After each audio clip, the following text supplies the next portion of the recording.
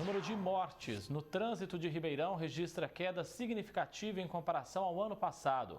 Em média, a cidade teve um caso a cada 4 dias. Autoridades alertam que falha humana é a principal responsável pelos acidentes.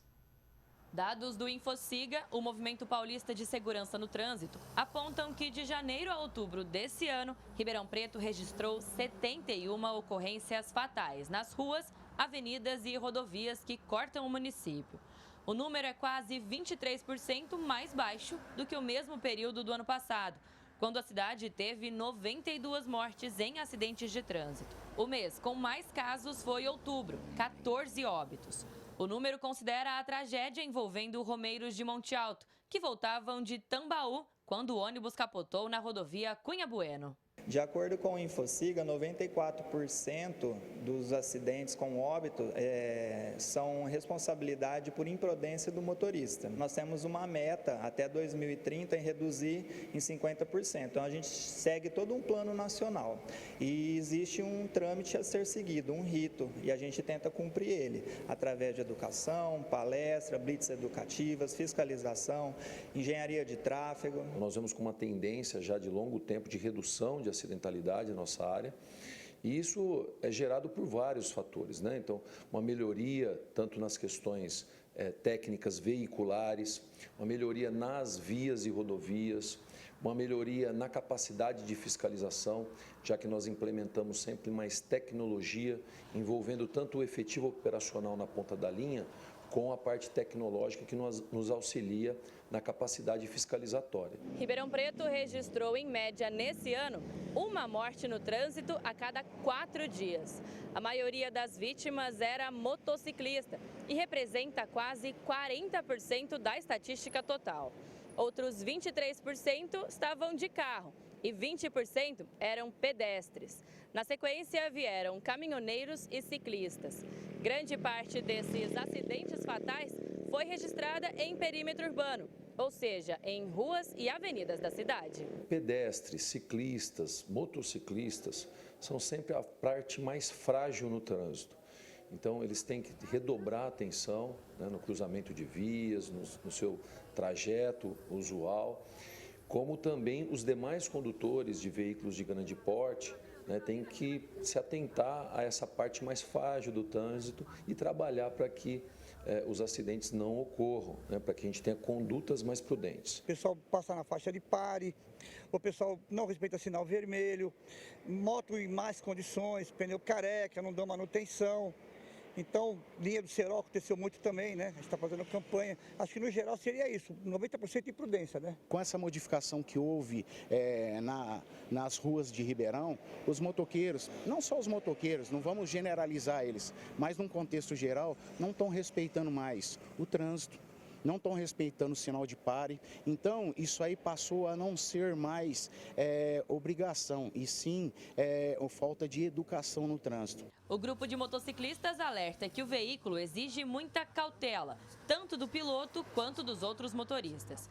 A Avenida Brasil é um exemplo de desrespeito diário. Eu tive um caso de um filho meu que eu perdi aqui na avenida, já há 1 ano e 5 meses, até porque por falta de imprudência de motorista, não para em sinal de pare, documentação atrasada, enfim, são coisas corriqueiras na vida que a lei exige, porém não está sendo cobrado. Então a gente gostaria muito que as nossas autoridades fossem enérgicas. Para o capitão da Polícia Militar Rodoviária, a queda é um resultado do esforço conjunto no trabalho de fiscalização. A Companhia de Ribeirão Preto, por exemplo, investiu e se tornou referência no vídeo monitoramento das estradas. A RP Mob trabalha com a educação e a conscientização. Essa capacidade do policial enxergar a conduta lesiva, enxergar a conduta imprudente e fazer a autuação à distância, permite com que o condutor imprudente seja cada vez mais autuado e perceba que a sua ação ela é nociva ao trânsito. A gente tem alguns projetos como o Habilita Seguro, onde a gente leva a RP Mob, os agentes de trânsito, a ter um contato com as pessoas que estão em formação para ser um condutor. e é um grupo vulnerável, né, que entre os 17 e 25 anos são os que mais morrem, então a gente leva essa informação a eles. No geral, o número de acidentes de trânsito sem vítimas subiu.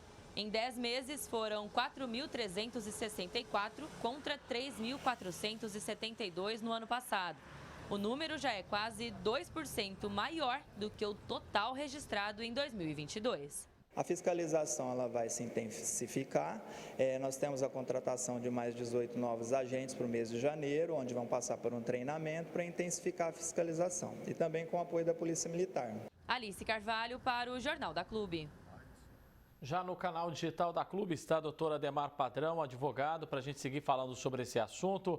Doutor, os acidentes fatais caíram aí, como vimos na matéria, significativamente nesse ano. Na visão do senhor, quais atitudes podem ter colaborado para a queda desse índice? Ótima tarde, muito bem-vindo aqui, doutor. Boa tarde, André, a todos que assistem e os que acompanham o Jornal da Clube no dia de hoje.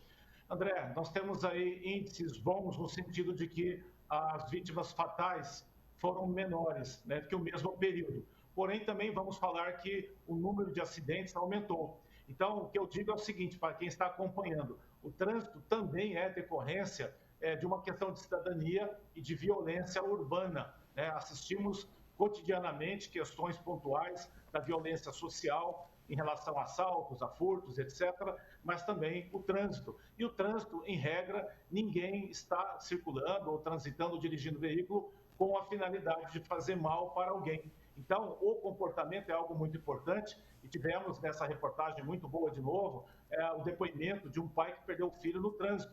Então, quando ele diz, olha, precisamos questionar e exigir mais do Estado, da fiscalização, ele está correto, porque a lei de trânsito determina que o trânsito em condições seguras é um direito de todos, mas é o dever dos órgãos, das secretarias que cuidam disso e da fiscalização. E o comportamento também está ligado à gestão do trânsito. Então, quando nós temos aí uma gestão, uma administração com fiscalização boa, vai melhorar a qualidade do condutor. Caso contrário, ele vai se sentir à vontade muitas vezes e vai praticar atos, infrações que podem levar a um acidente. O que eu vejo é dessa forma, os números fatais melhoraram, mas a quantidade ainda é grande e ela deve seguir algum tipo de política pública para poder melhorar. Caso contrário, continuaremos assistindo muitos acidentes. É isso realmente que eu já ia questionar com o senhor, né? Esses dados trazem uma melhora, mas ainda assim, números que chamam a atenção, uma morte no trânsito a cada 4 dias, dá para melhorar esse cenário ainda, doutor? Sim, mas aí, André, é uma questão de política pública. E para quem está acompanhando, entenda de novo, quando eu digo política pública, o município ele tem pouca abertura para trabalhar a questão do trânsito. Nosso país, o Brasil, através da Constituição Federal, ela é verticalizada. Então, as regras saem todas do governo federal e os municípios têm que cumprir. E muitas vezes o município não tem condições financeiras para investir no que é mais necessário, que é a orientação. E acaba muitas vezes a multa pela multa e não melhora a qualidade. Então, é uma questão de comportamento individual? Sim, mas é uma questão de política pública e pode melhorar muito. Não temos no Brasil até hoje uma política nacional de trânsito. Temos regras que temos que cumprir, mas política nacional com objetivo e metas nós não temos. Em comparação, doutor, para a gente encerrar, o número de acidentes sem vítimas fatais subiu bastante, inclusive em 10 meses, já é maior do que no ano passado inteiro. Como é que o senhor avalia essa questão, acidentes sem vítimas? Pontualmente em Ribeirão Preto, a questão das novas obras, que a partir do ano que vem, teremos aí sim um termômetro para poder dizer se elas são melhores na questão da segurança do trânsito ou não. Enquanto isso, há um desconforto. No mês de outubro, por exemplo, aqui na região, um acidente com muitas vítimas num só veículo. Então, na verdade, digo de novo, é necessária uma política pública e até o município, de repente, desenvolve uma, mas se não houver o trabalho do poder público, o condutor que não tem como seguir uma regra, porque ele não tem consciência, ele vai continuar assim. A maioria dos condutores fazem o correto dirigindo, mas alguns fazem aí um ruído e esse ruído é o que resulta nos números. Política pública é o que falta para poder melhorar a questão, André. Doutor Ademar Padrão, advogado, especialista na área de trânsito, inclusive, agradeço muito mais uma vez a presença do senhor, desde já parceria ao longo desse ano também, doutor. Grande abraço, feliz 2024 para o senhor. Eu que agradeço e um feliz 2024 para todos também, André. Muito obrigado.